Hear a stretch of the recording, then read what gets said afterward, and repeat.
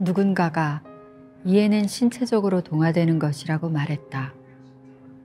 이해가 될 때 몸이 먼저 알고 반응한다. 우연한 기회에 박자연 작가의 전시 오늘 맑음 맑음을 미리 감상할 수 있었다.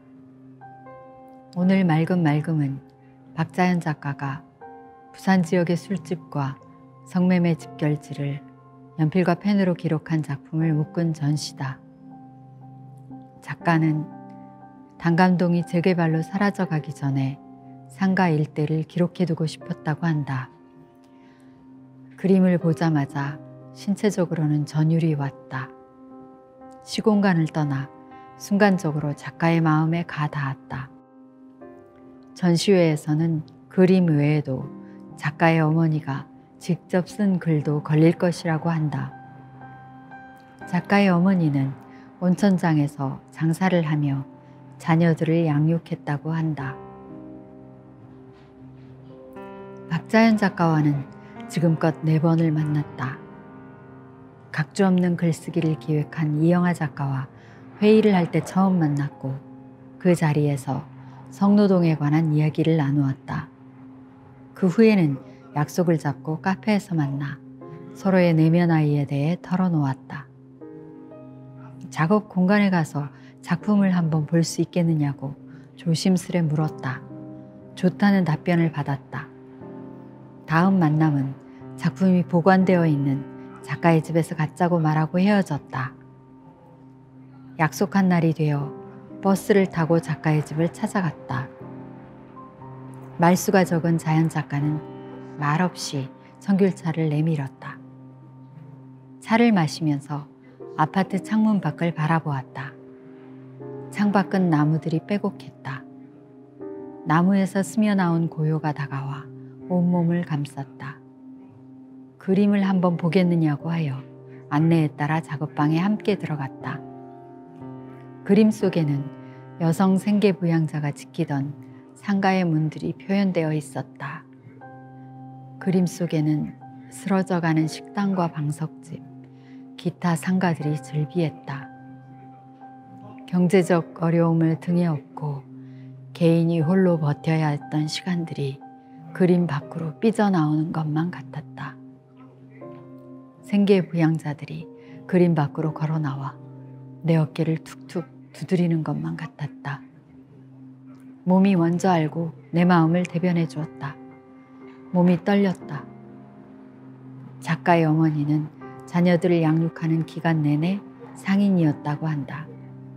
단감동 일대는 재개발 계획으로 상가는 새로운 시설로 갈아엎어질 것이다. 자연 작가는 어머니의 기억이 흐릿해지기 전에 기록을 해두고 싶었다고 한다.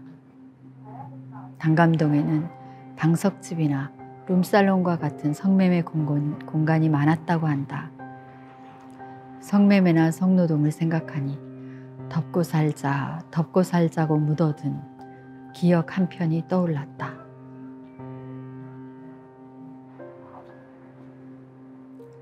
나를 해하기로 결심하고 산 13개월이 생각났다. 대학교를 마치기 한 학기 전에 알바를 구했다. 가슴골이 보이고 허벅지가 드러나는 홀복을 입고 출근하는 곳이었다. 그 공간은 이태원에 있었으며 남성 손님만을 받는 곳이었다. 나의 일이란 손님이 내 어깨를 두르고 얼굴을 코앞까지 내미는 일을 용인하는 일이었다. 손님이 없는 날에는 포켓볼을 쳤고 포켓볼 실력은 나날이 좋아졌다. 손님이 들어오는 기색이 보이면 얼른 다가가 얼굴과 몸을 전시했고 선택을 받으면 그들과 테이블에 함께 앉았다. 카운터에는 사장이 자리를 지키고 있었는데 사장이 잠시 자리라도 비우면 손님들은 옷 안으로 손을 넣어 가슴을 더듬거리기도 했다. 내버려 두었다. 인간의 온기가 그리웠는지도 모르겠다. 엄마를 이해한다. 꼭지가 돌아버린 아빠가 엄마에게 입힌 상해가 얼굴과 목, 팔에 새겨진 날이 이어졌다.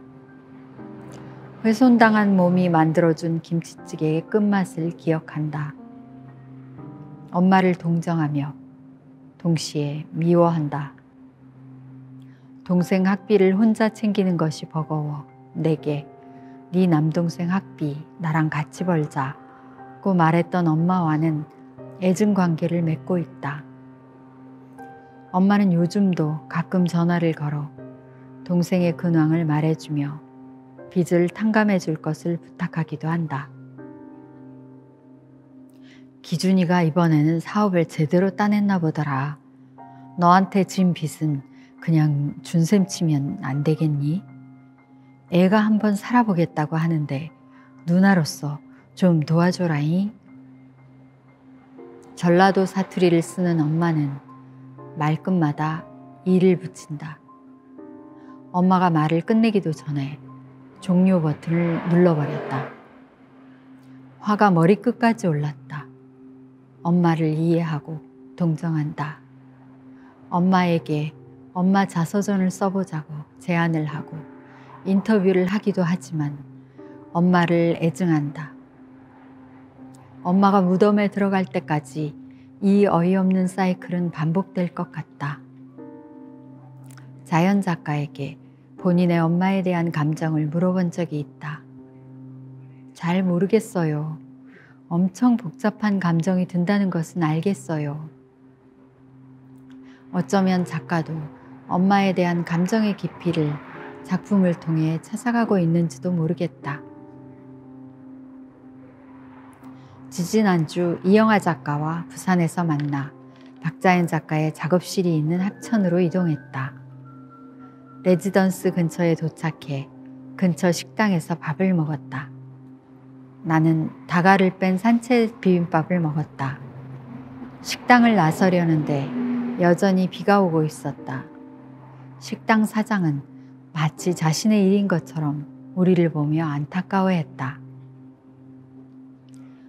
어쩌나 비가 와서 온몸이 젖을 텐데.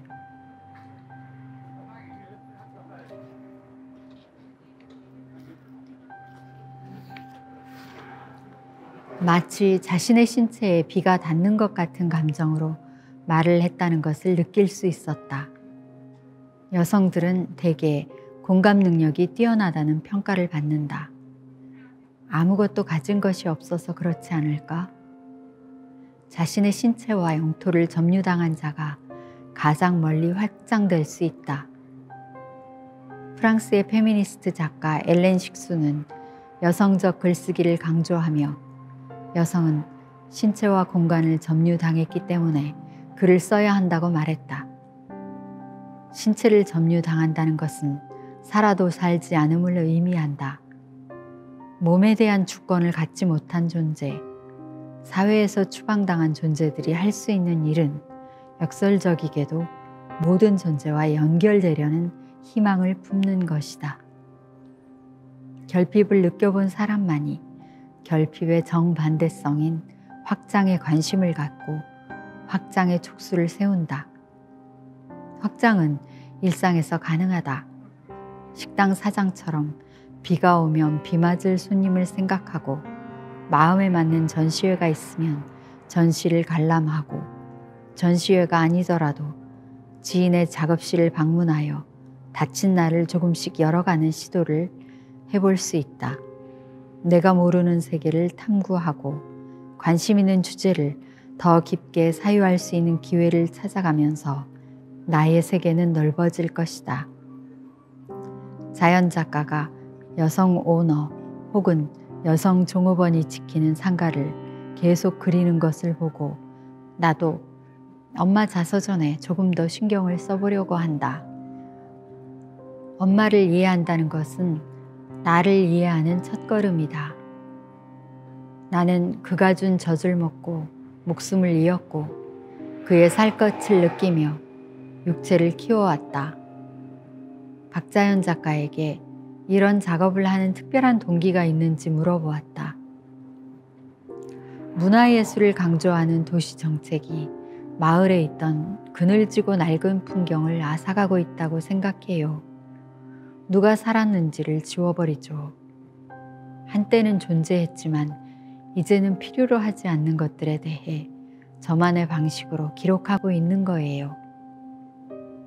자연 작가는 사라짐을 애도하는 방식으로서의 기록 작업을 이어간다고 한다.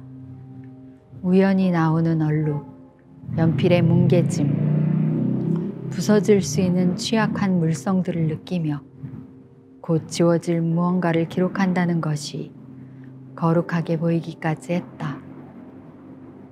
기록 작업을 이어가다 보면 신체적으로 동화된다는 뜻의 이해에 도달할 수 있을까?